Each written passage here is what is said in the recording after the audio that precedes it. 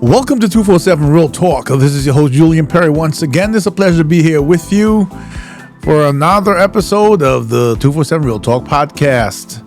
This week, I'm going to play around with some of the things that are in the news, and we're going to chat about them a little bit because while I'm trying to move on focus on specific issues, so many issues keep coming up, and our political landscape that's just a sham keeps giving us something to talk about. So sit back, relax, and I'll be right back with you.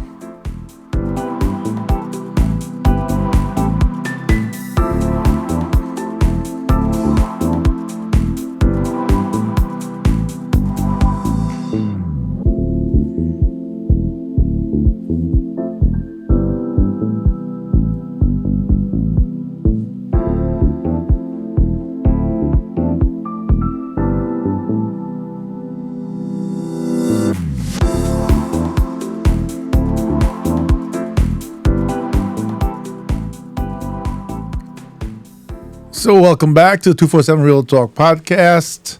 Again, it's my pleasure to be here with you. I'm your host, Julian Perry, and we're just going to chat about a few things this week. Once again, I'll try to keep it to short as I can, but to pack it with my thoughts. So in no specific order, I'm looking down here because I'm looking at my phone and something flashed across my screen. It says, Trump criticizes evangelical leaders for not backing his 2024 presidential bid. Days before he's about to host an event, I guess a fundraiser or some, for his reelection. The religious conservatives, who I think are a critical part of being nominated and winning the election for the Republican Party, have refused to endorse him. He's called them disloyal. I'm reading here. And now, I'm trying to find out, I'm trying to think of what's in this man's head, although, that's a bigger conversation. But these are religious, evangelical conservatives, and he's going to pick a fight with them. I can't help but think, and I've said before again, and I always say this in every single podcast whenever I get into politics, if I had to define myself, I am for righteousness, for truth. I don't, I don't go along party lines of Republican, Democrat, Independent, Libertarian. I don't care. I don't follow any party line. I follow what I think is right and true and what is best for the people. And if I'm thinking about the Republican Party from their perspective going into 2024, I think everyone has to admit, whether you like it or not, that Governor DeSantis is hot right now, right?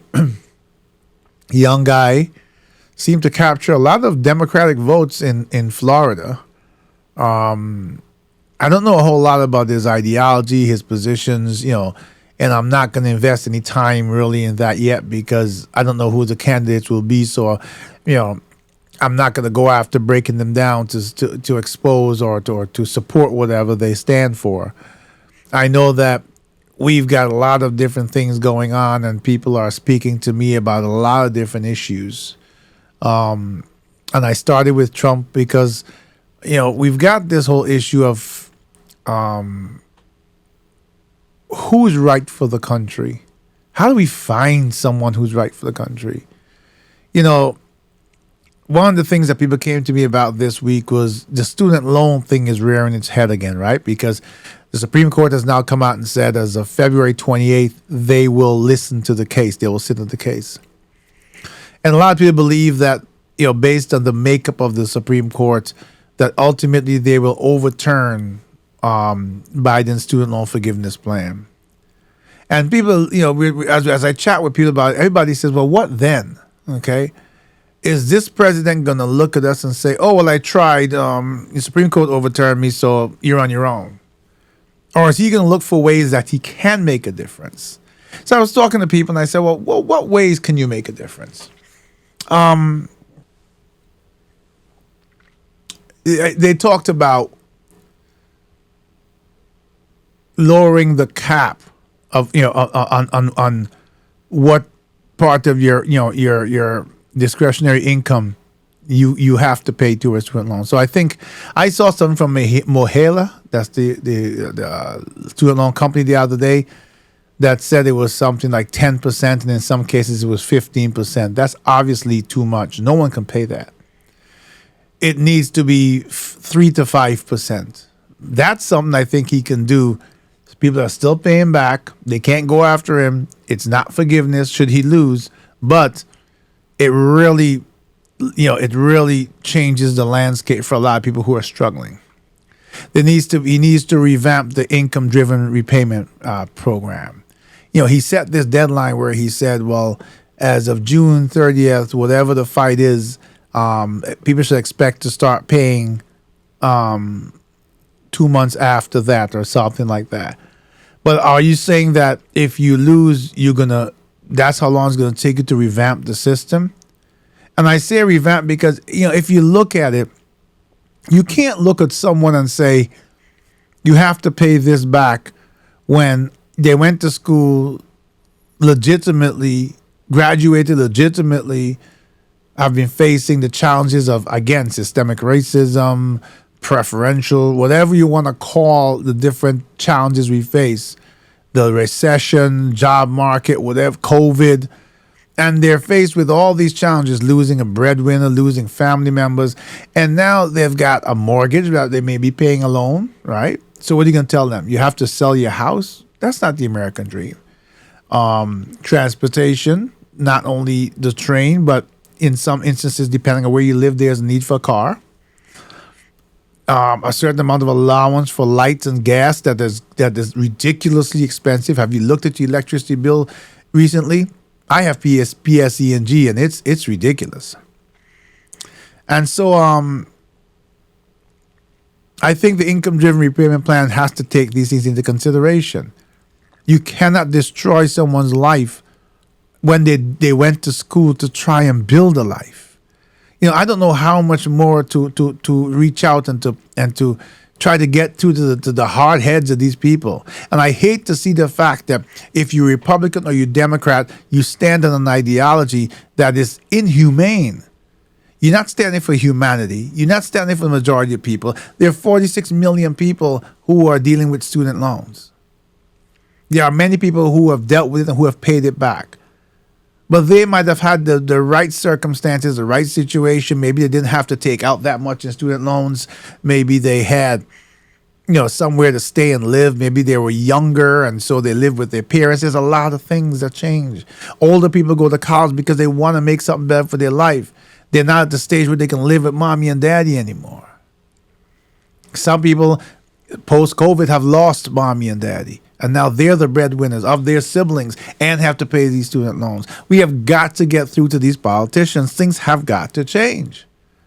I mean, I feel like I cannot be the only person. I know I'm not the only person because I talk to so many people so often, but I feel like this cannot be an issue that seems so isolated that the entire country is not looking at this from some perspective. And for those who are totally against it, don't tell me about the debt America has, because America's giving Ukraine and so many other countries over history so much money we've printed and given out that don't tell me about debt.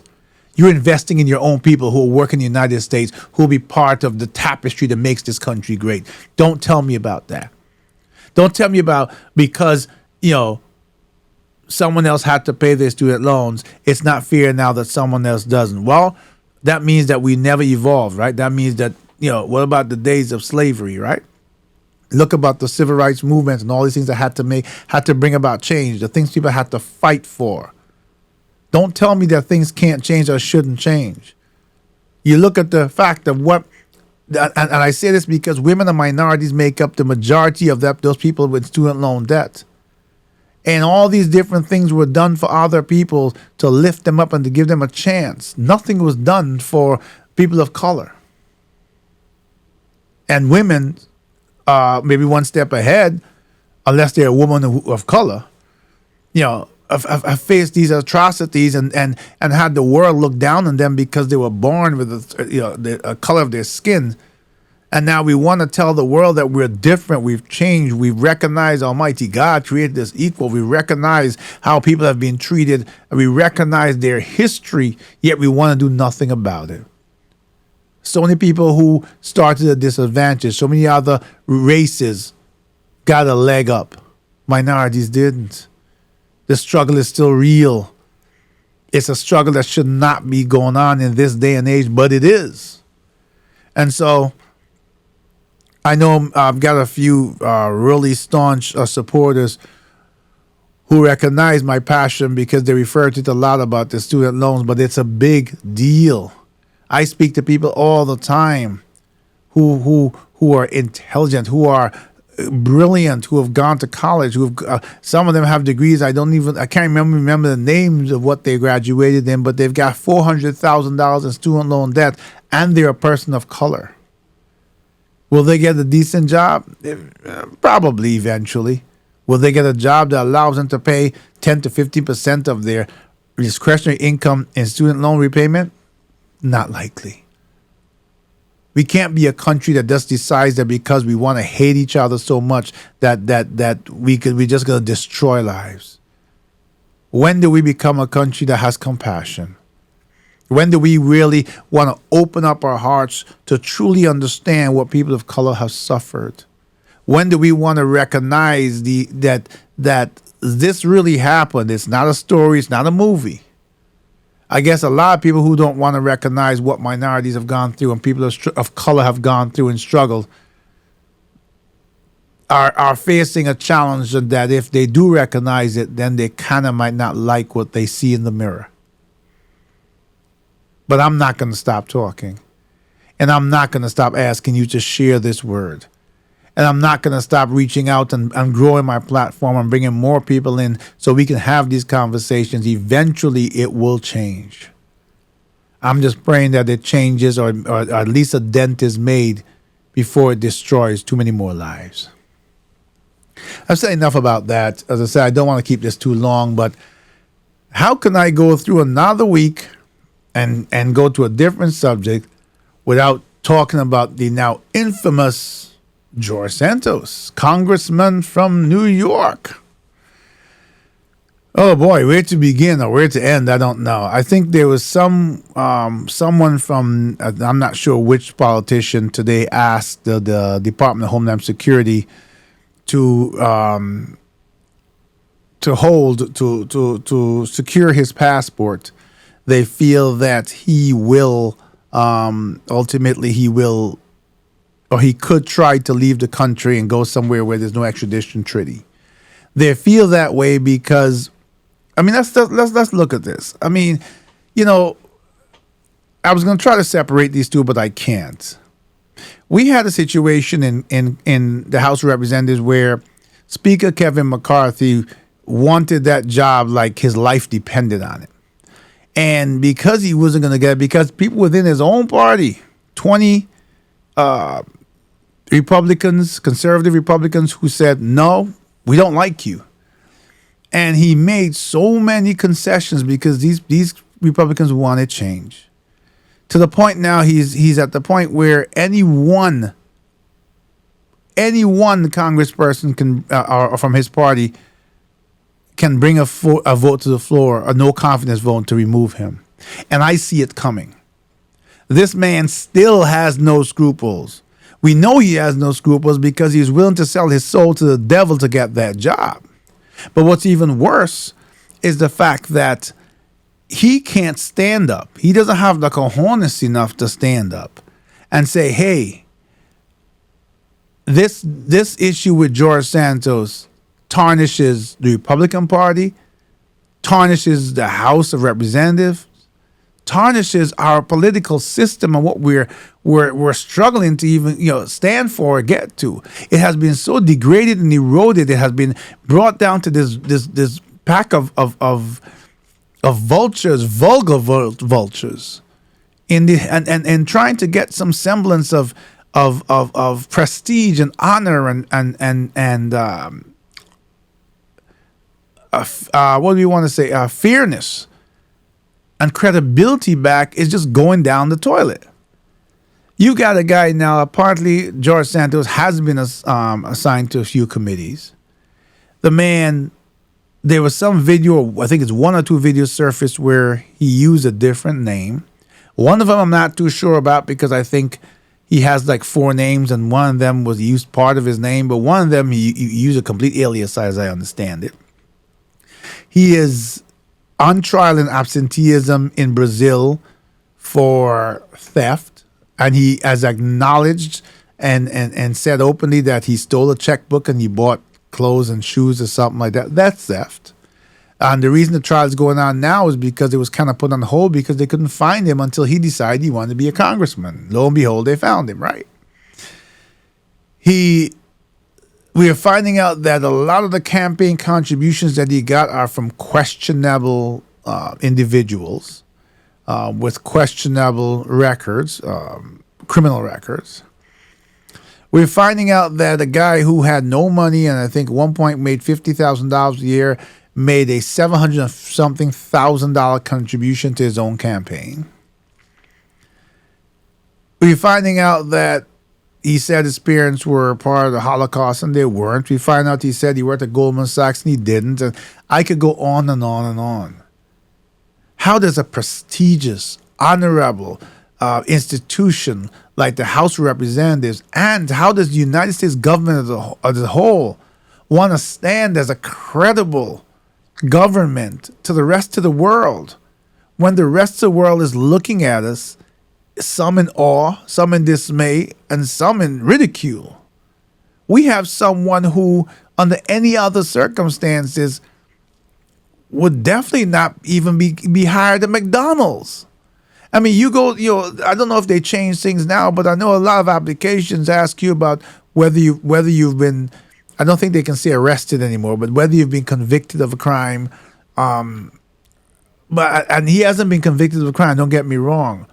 But every single way we turn and look into this guy's past, it's a fictitious life. And then he talks about the only time he's going to resign is if the people who voted for him ask him to resign. The people who voted for him voted for whoever they voted for the guy who worked for Goldman Sachs, who had a certain educational background, whose parents were, he got the empathy vote for part of the Holocaust, who was not wanted in Brazil for theft, and I can go on and on. Then there was something where I think when he used the alias, he was talking about some organization he started that there doesn't seem to be a record of now. This guy is a fraud through and through. And I think that both sides of the aisle, both Democrats and Republicans, would actually applaud Speaker McCarthy for standing up, not because he was trying to figure out whether he wants to be what Republican he wants to be and whether he doesn't want to upset ex-President Trump or whatever the case may be. Stand up as a man on your own 2 feet and do what is right. The people of the country are looking at you, and you seem to think it's okay because you fought for this job and you yield or what's the word I'm looking for? You wield a certain level of power with that gavel. But the fact of the matter is, all those days, as much as you think you're winning, are coming to an end. It may not seem that way, but it is. People are tired. People are tired being lied to. People are tired, going out in rain and snow and whatever the case may be and voting for someone who's supposed to change their lives. Even people within your own party, even people within the Republican Party are fed up. I gave 2 instances in this podcast right here. The 20 conservatives who held out for the longest while against Speaker McCarthy and made him concede to a point where he's a speaker, but he's the weakest form ever. And those who are refusing to endorse President Trump. If you can't feel the shame, if you can't feel the shift, and you can't feel the shame that your own party members have of their party, if you can't understand that whether you're a Democrat or Republican, there used to be a time that you stood on a certain set of ideals And you did so with pride openly because they meant something. The sham that we now have as a political system is exactly that. Here we've got another issue where our current President Biden, they're finding classified documents in his old office, at his home. I don't care whether it's President Trump or President Biden. What is going on here? Classified documents belong to, it's like I work for, let's say, McDonald's, and I have their documents, their financial records that belong to the company. Every company you ever join, I'm just using McDonald's because I'm saying I want to take the politics out of it. So don't get me wrong. I'm not using McDonald's because there's anything derogatory about that. The job is a job. I'm just saying that, any company or any place you work for, when you leave, you're expected to hand over everything that belonged to that company.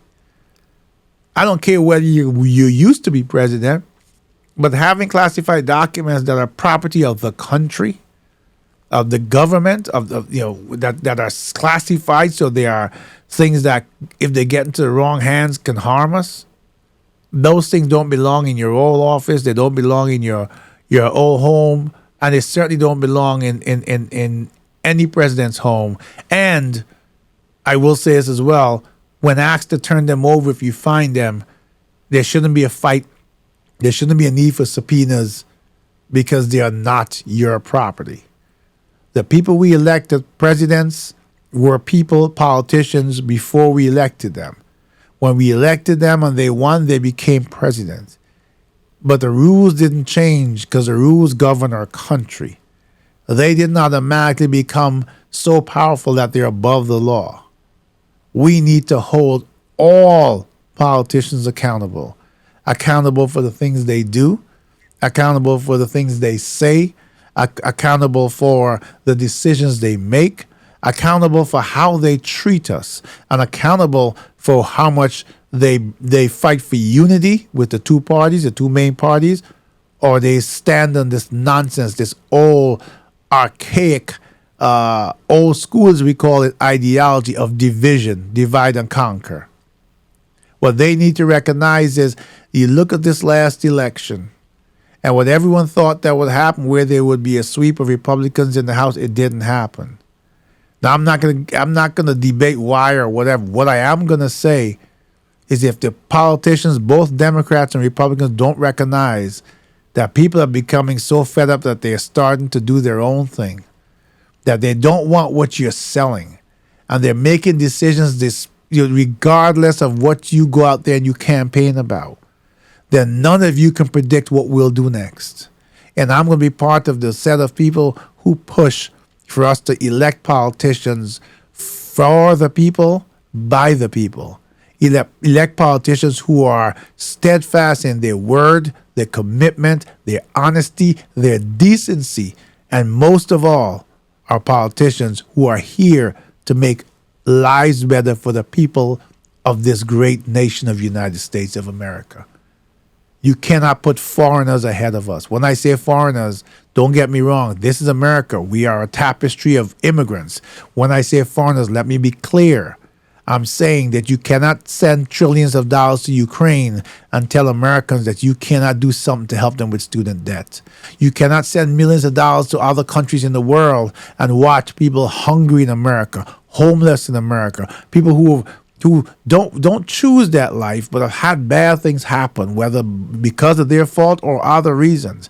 COVID is a great example of how people's lives have been turned upside down. First pandemic in 100 years. Do not tell me that it is more important to you to have political standing, foreign political standing, that you are willing to sell your soul to the devil, to turn your backs on the American people who need help, to tell people who are struggling again with homelessness and student loans and mental illness that their issues are second to what you need to do for foreign countries. The next time we'll talk a bit about mental illness, because every single day we hear about people who are either dying by suicide or overdosing on drugs. And while people who OD on drugs have a habit, it's a little bit more complicated than that. Mental illness spans a broad spectrum. I'm going to reach out to some of my previous guests and some guests who have reached out to me, potential guests, to talk more about the issue. We need to start taking care of each other. We need to start taking care of ourselves. So with that, I'll leave you for this week. I wish you a great weekend and a powerful, blessed, and accomplished week ahead. As you stand forward, stand up, be counted. Find time in your busy schedule to make a difference. It'll be worth your while, and it'll be worth your while of your children. I'm your host, Julian Perry. This has been 247 Real Talk Podcast. Until the next time, take care of yourselves and each other.